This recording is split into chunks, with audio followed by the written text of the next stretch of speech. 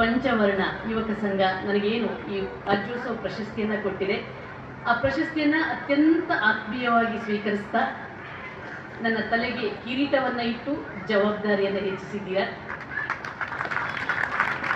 ಪ್ರಶಸ್ತಿ ಅಂದರೆ ಅದೊಂಥರ ಜವಾಬ್ದಾರಿ.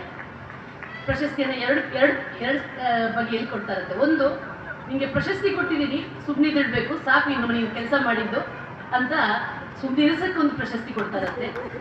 ಇನ್ನೊಂದು ಪ್ರಶಸ್ತಿ ಯಾಕೆ ಕೊಡ್ತಾರಂತಂದ್ರೆ, ಇನ್ನೂ ಕೆಲಸ ಮಾಡು, ಇನ್ನೂ ಮುನ್ನುಗ್ಗು ಅಂತ ಧೈರ್ಯ ತುಂಬಿಸೋಕ್ಕೋಸ್ಕರ ಪ್ರಶಸ್ತಿ ಕೊಡ್ತಾರಂತೆ. ಹಾಗಾಗಿ ನನಗೆ ಎರಡನೇ ಬಗೆಯ ಪ್ರಶಸ್ತಿಯನ್ನು ನೀವು ಕೊಟ್ಟಿದ್ದೀರಿ ಅಂತ ತಿಳ್ಕೊಳ್ತಾ ಈ ಪ್ರಶಸ್ತಿಯನ್ನು ಅತ್ಯಂತ ಪ್ರೀತಿಪೂರ್ವಕವಾಗಿ ಸ್ವೀಕರಿಸಿದ್ದೀನಿ. ಈ ಪ್ರಶಸ್ತಿ ಸ್ವೀಕರಿಸೋಕ್ಕೆ ನನಗೆ 3 ವಿಧದಲ್ಲಿ ಖುಷಿ ಅನಿಸ್ತಿದೆ, ಸಂತೃಪ್ತಿ ಅನಿಸ್ತಾ ಇದೆ. ಒಂದು, ನಾನು ತುಂಬ ಮೆಚ್ಚಿನ, ಬಾಲ್ಯದಲ್ಲೇ ನಾನು ಓದಿ ಅವರ ನಡೆ ನುಡಿಗಳನ್ನು ತುಂಬ ಹತ್ತಿರದಿಂದ ಗಮನಿಸಿಕೊಂಡು ಅವರು ನೇರವಾಗಿ ನುಡಿತಿದ್ರು. ಎಲ್ಲಿ ತಪ್ಪಾಗುತ್ತೆ, ಎಲ್ಲಿ ಸೋಗಲಾಡಿತನ ಇದೆ, ಅದನ್ನು ಕಟುವಾಗಿ ನಿಂದಿಸ್ತಿದ್ದವರು ಶಿವರಾಮ್ ಕಾರಂತರು. ಅವರು ಹುಟ್ಟಿದ ನಾಡಲ್ಲಿ ನನಗೆ ಈ ಪ್ರಶಸ್ತಿ ಸಿಕ್ಕಿದ್ದು ಅವರ ಅಭಿಮಾನಿಯಾಗಿರೋದ್ರಿಂದ ನಾನು ತುಂಬ ಖುಷಿ ಆಗ್ತಾ ಇದೆ. ಎರಡನೇ ಖುಷಿ ಯಾಕೆ ಆಗ್ತಿದೆ ಅಂದರೆ, ನನ್ನ ಹುಚ್ಚು ಮನಸ್ಸನ್ನು ತೀಡಿ ನೀನು ಜರ್ನಲಿಸಮ್ಗೆ ಹೋಗ್ಬೇಕು, ಯಾಕಂದ್ರೆ ನಾನು ಸನ್ಯಾಸಿ ಆಗಬೇಕು ಅಂತಿದ್ದವಳು, ಮಿಲಿಟರಿ ಸೇರ್ಬೇಕು ಅಂತಿದ್ದವಳು. ಆದರೆ ನೀನು ಜರ್ನಲಿಸಮ್ಗೆ ಹೋಗು, ಅಲ್ಲೇನಾದ್ರು ಸಾಧನೆ ಮಾಡ್ತೀಯಾ ಅಂತ ನನಗೆ ದಾರಿ ತೋರಿಸಿದ ನನ್ನ ಗುರುಗಳಾದಂಥ ಕೃಷ್ಣ ಕಾಂಚನ್ ಅವರ ಊರಲ್ಲಿ, ಅವರ ಸಮ್ಮುಖದಲ್ಲಿ ಅವರ ಅಭಿನಂದನಾ ಮಾತುಗಳೊಂದಿಗೆ ಈ ಪ್ರಶಸ್ತಿಯನ್ನು ಸ್ವೀಕರಿಸಿದ್ದಕ್ಕೆ ನಾನು ನಿಜವಾಗ್ಲೂ ಕೂಡ ಪುಣ್ಯವಂತೆ ಅಂತ ನಾನೀಗ, ಅದು ನನ್ನ ಗುರುಗಳಾಗಿರುವಂಥ ಬಾಲಕೃಷ್ಣ ಸರ್ ಜೊತೆ ನಾನು ತುಂಬ ಪ್ರೀತಿಸಿರುವಂಥ ನನ್ನ ಕ್ರೀಡಾ ಗುರುಗಳಾಗಿರುವಂತಹ ಜಯರಾಮ್ ಅವರ ಸಮ್ಮುಖದಲ್ಲಿ ಈ ಪ್ರಶಸ್ತಿ ಸಿಕ್ಕಲ್ಲ, ನಾನು ನಿಜವಾಗ್ಲೂ ನನ್ನ ಅಮ್ಮನ, ನನ್ನ ತಂಗಿ ಇವರೆಲ್ಲರ ಸಮ್ಮುಖದಲ್ಲಿ ಸಿಕ್ಕಿದ್ದಕ್ಕೆ ನಾನು ಮತ್ತೊಮ್ಮೆ ಖುಷಿ ಪಡ್ತಾ ಇದ್ದೇನೆ. 3ನೇ ಕಾರಣ ಏನಂತಂದ್ರೆ, ಇವತ್ತು ರಾಷ್ಟ್ರೀಯ ಪತ್ರಿಕಾ ದಿನ. ಈ ಸಂದರ್ಭದಲ್ಲಿ ಪತ್ರಕರ್ತೆಯಾಗಿರುವಂಥ ನನಗೆ ಈ ಪಂಚವರ್ಣ ಯುವಕ ಸಂಘ ಗುರುತಿಸಿ ನನಗೆ ಈ ಪ್ರಶಸ್ತಿಯನ್ನು ಕೊಟ್ಟಿದೆ. ಅದಕ್ಕೆ ನಾನು ತುಂಬಾ ಖುಷಿ ಪಡ್ತಾ ಇದ್ದೀನಿ. ಸ್ನೇಹಿತರೆ, ನಾನು ಈ ಪ್ರಶಸ್ತಿಗೆ ಎಷ್ಟು ಅರ್ಹಳೋ ನನಗೆ ಗೊತ್ತಿಲ್ಲ. ನಾನು ಯಾವ ಪ್ರಶಸ್ತಿಗೋಸ್ಕರವೂ ಈ ಕೆಲಸ ಮಾಡಿದವಳಲ್ಲ, ಖಂಡಿತವಾಗ್ಲೂ ಅಲ್ಲ. ನನಗೆ ಈ ಪ್ರಶಸ್ತಿ ಕೊಡ್ತಾರೆ ಅಂದಾಗ ನನಗೂ ಸ್ವಲ್ಪ ಅನುಮಾನ ಬಂತು. ನನಗೆ ಯಾಕೆ ಪ್ರಶಸ್ತಿ ಕೊಡ್ತಾ ಇದ್ದಾರೆ, ಪ್ರಶಸ್ತಿ ಕೊಡುವವರು ಕೂಡ ಏನಾದರೂ, ಯಾಕಂದ್ರೆ ನಾನು ಇನ್ವೆಸ್ಟಿಗೇಟಿವ್ ಜರ್ನಲಿಸ್ಟ್, ಅನುಮಾನದ ಭೂತ ಇದ್ದೇ ಇರುತ್ತೆ ನಮಗೆ, ಸ್ವಲ್ಪ ತನಿಖೆ ಮಾಡಬೇಕು ಅನ್ನೋ ಕಾರಣಕ್ಕೋಸ್ಕರ ಪ್ರಶಸ್ತಿ ಬಂದಿದೆ ಅಂತ ನನಗೆ ದಿನೇಶ್ ಗಾಣಿಗ ಅವರು ಮತ್ತೆ ರವಿಯವರು ನನಗೆ ಹೇಳಿದಾಗ ತಗೋಬೇಕಾ ಬೇಡವಾ ಅಂತ ಅನುಮಾನ. ಯಾಕಂದ್ರೆ ಪ್ರಶಸ್ತಿ ಕೊಡುವವರ ಉದ್ದೇಶವು ಸರಿಯಾಗಿರಬೇಕು, ಅವರ ಹಿನ್ನೆಲೆಯೂ ಸರಿಯಾಗಿರಬೇಕು. ಯಾಕಂದ್ರೆ ಹಾಗಾಗಿ ನಾನು ಅನುಮಾನದಲ್ಲಿದ್ದೆ. ಹೇಳಿದ್ರು ಇಂತಿಂಥ ಕಾರ್ಯಕ್ರಮಗಳನ್ನೆಲ್ಲ ಮಾಡಿದ್ದೀನಿ ಅಂತ. ಆದರೆ ನನ್ನ ಗುರುಗಳು ಒಂದು ಮಾತು ಹೇಳೋದು, ಅವರು ಹೇಳಿದ ಮೇಲೆ ನಾನು ಯಾವ ಕಾರಣಕ್ಕೂ ಕೂಡ ಯಾಕಂದ್ರೆ ನನಗೆ ನನ್ನ ಗುರುಗಳು ಹೇಳಿದ ಮಾತು ಅದು ಯಾವಾಗಲೂ ಕೂಡ ನನ್ನ ಒಳಿತಿಗಾಗಿ ಹೇಳ್ತಾರೆ ಅನ್ನುವಂಥದ್ದು ನಾನು ಇವತ್ತಿನವರೆಗೆ ನಂಬಿ ಬಂದವಳು. ಹಾಗಾಗಿ ನನ್ನ ಗುರುಗಳು ಹೇಳಿದ್ರು ಅಂತಂದ್ರೆ ಅವ್ರ ಸಂಸ್ಥೆ ಚೆನ್ನಾಗಿ ಕೆಲಸ ಮಾಡ್ತಾ ಇರುತ್ತೆ, ಸಮಾಜಮುಖಿಯಾಗಿ ಇರುತ್ತೆ ಅನ್ನುವಂಥ ಉದ್ದೇಶದಿಂದ ಈ ಕಾರ್ಯಕ್ರಮಕ್ಕೆ ಬರ್ತೀನಿ, ಪ್ರಶಸ್ತಿಯನ್ನು ಸ್ವೀಕರಿಸ್ತೀನಿ ಅಂತ ಗುರುಗಳ ಮುಖೇನ ಮತ್ತೆ ದಿನೇಶ್ ಗಾಣಿಗರ್ ಅವರ ಮುಖೇನ ನಾನು ಒಪ್ಕೊಂಡೆ. ಈಗ ನನಗೆ ಅನಿಸ್ತಾ ಇದೆ, ಎಸ್, ನಾನು ಒಳ್ಳೆ ನಿರ್ಧಾರವನ್ನೇ ಮಾಡಿದ್ದೀನಿ ಅಂತ. ಹೌದು, ಇವತ್ತು ಪ್ರಕೃತಿಯನ್ನು ಉಳಿಸಬೇಕಾದಂಥ ತುರ್ತು ಅನಿವಾರ್ಯತೆ ನಮಗಿದೆ. ನೀವೆಲ್ಲರೂ ಕೂಡ ಪ್ಲಾಸ್ಟಿಕ್ ಅನ್ನ ಹೆಕ್ಕಿ ಅದರ ವಿರುದ್ಧ ಹೋರಾಟ ಮಾಡ್ತಾ ಇದ್ದೀರಿ. ಆದರೆ ಪ್ಲಾಸ್ಟಿಕ್ ಹೆಕ್ಕೋದ್ರಿಂದ ಈ ಹೋರಾಟ ಖಂಡಿತ ಮುಗಿಯಲ್ಲ. ಯಾವಾಗ ಈ ಪ್ಲಾಸ್ಟಿಕ್ ಉತ್ಪಾದನೆಯವರು ಮತ್ತೆ ಅವರನ್ನ ನಿಲ್ಲಿಸ್ತಿರೋ ಅಲ್ಲಿವರೆಗೆ ಪ್ಲಾಸ್ಟಿಕ್ ಬೀಳ್ತಾನೆ ಇದೆ. ಹೌದು, ನಮ್ಮ ಕರ್ನಾಟಕದಲ್ಲಿ ಪ್ಲಾಸ್ಟಿಕ್ ಬ್ಯಾನ್ ಆಗಿದೆ. ಮತ್ತೆ ಯಾಕೆ ಬರ್ತಿದೆ ರಾಶಿ ಪ್ಲಾಸ್ಟಿಕ್? ಹೇಗೆ ಬರ್ತಿದೆ? ನಾನು ಸಾಕಷ್ಟು ಬಾರಿ ಫ್ಯಾಕ್ಟರಿಗಳಿಗೆ ಹೋರಾಟ ಮಾಡಿ ಅವುಗಳನ್ನು ಮುಚ್ಚುವಂತ ಕಾರ್ಯ ಮಾಡಿದ್ದೀನಿ. ನೀವು ಯುವಕರಿದ್ದೀರಿ, ಬಿಸಿ ರಕ್ತ ಇದೆ ನಿಮ್ಗೆ. ಪ್ಲಾಸ್ಟಿಕ್ ಹೆಕ್ಕೋದ್ರಿಂದ ಏನು ಕೆಲಸ ಆಗಲ್ಲ, ಮೂಲಕ್ಕೆ ಕೈ ಹಾಕಿ, ನಮ್ಮ ಜೊತೆ ಕೈ ಜೋಡಿಸಿ ಆ ಫ್ಯಾಕ್ಟರಿಗಳನ್ನ ಬಂದ್ ಮಾಡೋಣ. ಬ್ಯಾನ್ ಇರುವಾಗ ಯಾಕೆ ಪ್ಲಾಸ್ಟಿಕ್ ಹೊರಗೆ ಬರ್ತಾ ಇದೆ? ಯಾಕೆ ಮೀನು ಮಾರಾಟ, ತರಕಾರಿ ಮಾರಾಟ ಮಾಡುವವರ ಕೈಯಲ್ಲಿ ಯಾಕೆ ಪ್ಲಾಸ್ಟಿಕ್ ಬರ್ತಾ ಇದೆ? ಅದನ್ನ ನಾವು ಯೋಚಿಸ್ಬೇಕಲ್ವಾ ಮೊದಲು. ಆ ಮೂಲಕ ಕೈ ಹಾಕಿ. ಮತ್ತೆ ಯಾಕೆ ಯಾವಾಗ ನಿಮಗೆ ಪ್ಲಾಸ್ಟಿಕ್ ಇಟ್ಟುವ ಕೆಲಸ ಇರಲ್ಲ, ನೀವು ಇದನ್ನ ರೀತಿಯಲ್ಲಿ ಹಾಕಕ್ಕೂ ಆಗಲ್ಲ. ನಿಮ್ಗೆ ಸ್ವಲ್ಪ ವಿಜುವಲ್ ಕಡಿಮೆ ಆಗಬಹುದು, ಬಟ್ ಒಳ್ಳೆ ಕೆಲಸ ಆಗುತ್ತೆ. ಯಾಕಂದ್ರೆ ಇಂಥ ಕೆಲಸಗಳನ್ನ ಮಾಡೋಣ ಅಂತ ನಾನು ಹೇಳ್ತಾ ಇದ್ದೀನಿ. ಹೌದು, ಪರಿಸರವನ್ನ ಉಳಿಸಲೇಬೇಕಾಗಿದೆ. ಆದ್ರೆ ದುಃಖದ ಸಂಗತಿ, ನನಗೆ ಸಾಕಷ್ಟು ಬಾರಿ ನಾನು ಉಡುಪಿ ಬರ್ತೀನಿ ಆಯ್ತಾ, ಬೇಕಾದಷ್ಟು ಬಾರಿ ಉಡುಪಿ ಬರ್ತೀನಿ. ಆದ್ರೆ ಉಡುಪಿಗೆ ಯಾಕೆ ಬರ್ತೀನಿ ಅಂದ್ರೆ ಒಂದು ಮರಳುಗಾರಿಕೆಗೆ, ಇನ್ನೊಂದು ಕಲ್ಲು ಗಣಿಗಾರಿಕೆ ನಿಲ್ಸಕ್ಕೆ. ಅದು ದುರಂತೋ ಏನೋ ನನಗಂತೂ ಗೊತ್ತಾಗ್ತಿಲ್ಲ. ಬಂದಾಗ ಕಲ್ಲು ಗಣಿಗಾರಿಕೆ ಸ್ಯಾಂಡ್ ಮಾಫಿಯಾದ ಆ ಮಾಫಿಯಾಕ್ಕೆ ಅದನ್ನ ಬಯಲಿಗಿಳಿಯೋಕೆ ಬರ್ತಾ ಇದ್ದೀನಿ. ಸ್ನೇಹಿತರೆ, ನನ್ನೊಂದು ಕಳಕಳಿಯ ವಿನಂತಿ. ನಮ್ಮ ದಕ್ಷಿಣ ಕನ್ನಡ, ನಮ್ಮ ಉಡುಪಿ, ಇದು ಪ್ರಕೃತಿ ಮಾತೆಯ ಕೊಡುಗೆ, ಅತ್ಯದ್ಭುತವಾದ ನಾಡು. ನಾವೆಲ್ಲರೂ ಕೂಡ ಬುದ್ಧಿವಂತರು ಅಂತ ಬೇರೆಯವರಿಂದ ಹೇಳಿಸ್ಕೊಂಡಿದ್ದೀವಿ. ಅದು ಬುದ್ಧಿವಂತೆಯ ನನಗಂತೂ ಗೊತ್ತಿಲ್ಲ. ನಮ್ಮ ತುಳುವಲ್ಲಿ ವಂತೆ ಅಂತ ಒಂದಿದೆ, ಗೊತ್ತಿಲ್ಲ. ಆದ್ರೆ ನಾವು ಬುದ್ಧಿವಂತರು, ಧೈರ್ಯವಂತರು, ನಮಗೆ ನಮ್ಮ ನಾಡು, ನಮ್ಮ ಪ್ರಕೃತಿಯ ಬಗ್ಗೆ ಪ್ರೀತಿ ಇದೆ ಅನ್ನೋದನ್ನ ಸಾರಬೇಕಾದ್ರೆ ಇಂಥ ಮಾಫಿಯಾಗಳ ವಿರುದ್ಧ ಹೋರಾಟ ಮಾಡ್ಲಿಕ್ಕಾಗಿಲ್ಲ ಅಂದ್ರೆ ಹೋರಾಟ ಮಾಡುವವರಿಗೆ ನೀವು ಬೆಂಬಲ ಕೊಡಿ. ನಾನು ಒಂದು ಏನ್ ಗೊತ್ತಾ, ಈ ಉಡುಪಿಗೆ ಬಂದಾಗ ಏನಾಗ್ಬಿಡುತ್ತೆ, ಸ್ಟೋರಿ ಮಾಡ್ಕೊಂಡು ಹೋಗ್ಬಿಡ್ತೀನಿ. ಆಮೇಲೆ ವಿಜಯಲಕ್ಷ್ಮಿ ಲಕ್ಷ ತಗೊಂಡ್ಲಂತೆ, ವಿಜಯಲಕ್ಷ್ಮಿ ಕೋಟಿ ತಗೊಂಡ್ಲಂತೆ, ವಿಜಯಲಕ್ಷ್ಮಿ ಮಾಫಿಯಾದವ್ರ ಜೊತೆ ಕೈ ಜೋಡಿಸಿದ್ಲಂತೆ ಅಂತ ಇದೇ ನಮ್ಮ ಬುದ್ಧಿವಂತರ ನಾಡಿನವರು ನನ್ನನ್ನು ಎಷ್ಟೋ ಸಲ ಟೀಕಿಸಿ ನನಗೆ ಅನುಮಾನದ ಚಾಟಿ ಏಟನ್ನು ಕೊಟ್ಟದವರಿದ್ದೀವಿ. ಆಯ್ತಾ ನೋಡಿ, ಒಳ್ಳೆಯ ಕೆಲಸ ಮಾಡುವಾಗ ನಿಮ್ಗೆ ಪಂಚವರ್ಣ ಯುವಕ ಸಂಘದವರಿಗೂ ಗೊತ್ತಿರ್ಬೋದು, ಟೀಕಾಕಾರರು, ನಿಂದಕರು ಇದ್ದೇ ಇರ್ತಾರೆ. ಹಳಕ್ಕಾಗಿ ಮಾಡ್ತಾರೆ. ಏನಂದ್ರೆ ಹಳದಿ ರೋಗದವರಿಗೆ ಹಳದಿಯೇ ಕಾಣೋದಂತೆ ಎಲ್ರಿಗೂ ಕೂಡ. ಈ ಕೊಳಕು ಮನೋಭಾವ ಯಾರಿಗಿರುತ್ತಲ್ವಾ, ಹಣದ ಬಗ್ಗೆ ಮಾತ್ರ ಯೋಚನೆ. ಅವ್ರು ಏನಾದ್ರೂ ಸಾಧನೆ ಮಾಡ್ತಿದ್ದಾರೆ ಅಂದ್ರೆ ಏನೋ ಇರ್ಬೇಕು ಇವರಿಗೆ, ಏನೋ ಇರ್ಬೇಕು ಅನ್ನುವಂತಹ ಕೊಳಕು ಭಾವನೆಗಳು ತುಂಬಾ ಇದೆ. ನನ್ನ ಮೇಲೆ ಸಾಕಷ್ಟು ಆರೋಪಗಳು ಬಂದಿದ್ದಾವೆ, ಸಾಕಷ್ಟು.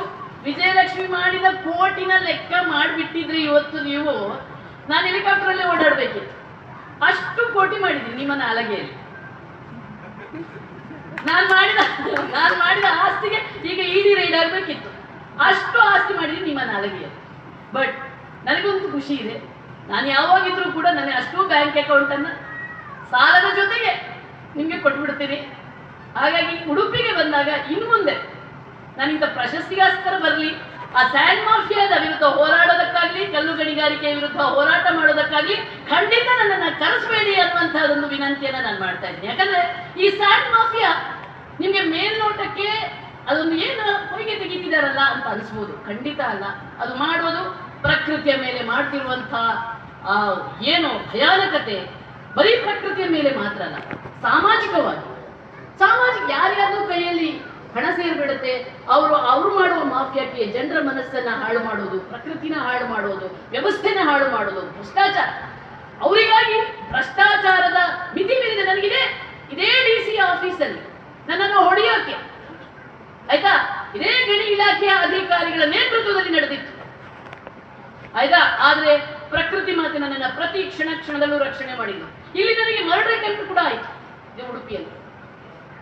ಬಟ್ ನಾನು ಮಾಡ್ತಿದ್ದಂತ ಕೆಲಸ ಪ್ರಾಮಾಣಿಕವಾಗಿತ್ತು, ಸತ್ಯದ ಪರವಾಗಿತ್ತು, ನ್ಯಾಯದ ಪರವಾಗಿತ್ತು. ಹಾಗಾಗಿ ನನಗೆ ಆ ಪ್ರಕೃತಿ ಮಾತೆ ಕ್ಷಣದಲ್ಲೂ ರಕ್ಷಣೆ ಕೊಡ್ತಿದ್ರು. ನನ್ನ ಗುರುಗಳು ಕೊನೆಗೆ ಒಂದು ಮಾತಂದ್ರು, ಏನದು, ಕುರಿಯಾಗೋದು, ಕುರಿನ ಕಳೆದು ಮಾಂಸ ಮಾಡಿದ್ರು ಅಂತ.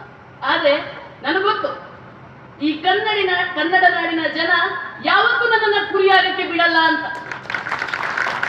ನನಗೆ ಆ ಧೈರ್ಯ ಇದೆ, ಆ ವಿಶ್ವಾಸ ಇದೆ. ನೀವು ನನ್ನನ್ನ ಕುರಿಯಾಗಿ ಮಾಂಸ ಮಾಡಕ್ಕೆ ಬಿಡಲ್ಲ, ನನ್ನ ಜೊತೆ ನೀವು ಕೈ ಜೋಡಿಸ್ತೀರಿ, ನನಗೆ ಬೆಂಬಲ ಕೊಡ್ತೀರಿ ಅಂತ. ಹಾಗಾಗಿ ವಿಜಯಲಕ್ಷ್ಮಿ ಹೊತ್ತಿಗೆ ಇಂಡಿಪೆಂಡೆಂಟ್ ಜರ್ನಲಿಸ್ಟ್ ಆಗಿ 5 ವರ್ಷವನ್ನು ಪೂರೈಸಿದ್ದೀನಿ.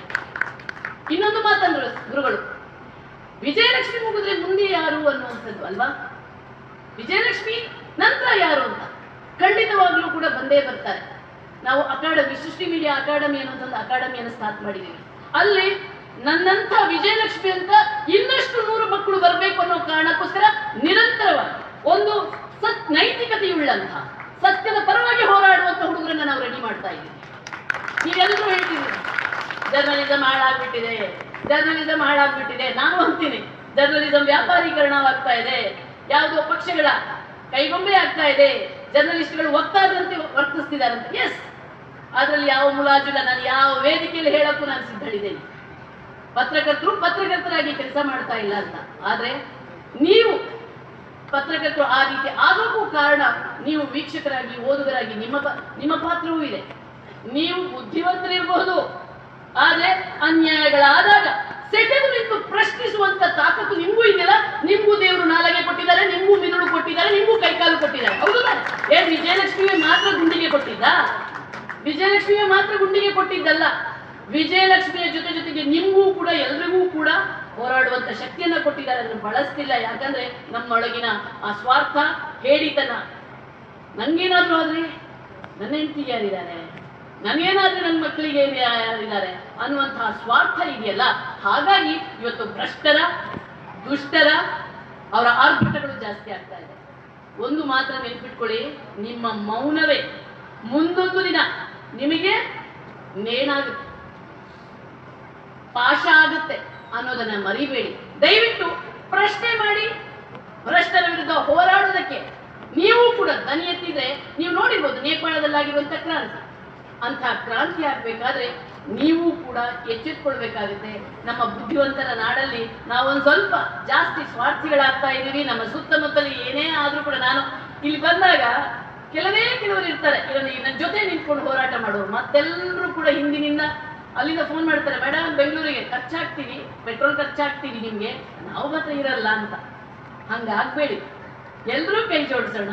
ಖಂಡಿತವಾಗ್ಲೂ ಕೂಡ ಎಸ್, ನನಗೆ ಸಾಕಷ್ಟು ಬಾರಿ ಮರ್ಡರ್ ಅಟೆಂಪ್ಟ್ಗಳಾಗಿವೆ, ಬೆದರಿಕೆಗಳು ಬರ್ತಾ ಇರ್ತವೆ, ಹೋರಾಟ ಮಾಡಲೇಬೇಕಾಗುತ್ತೆ. ನನ್ನ ಮೇಲೆ ಹಾಕಿರುವಂತ ಕೇಸ್ಗಳಿಗೆ ನನ್ನ ಗುರುಗಳು ಹೇಳಿದ್ರು 125 ಕೇಸ್ ಅಲ್ಲ, ನನ್ನ ಮೇಲೆ 135 ಕೋಟಿ ಮಾನನಷ್ಟ ಮೊಕದ್ದಮೆಯ ಹಗರಣಗಳ ಜೊತೆಗೆ ಪ್ರಕರಣ ಬೇಕಾದಷ್ಟು ಕೇಸ್ಗಳಿವೆ.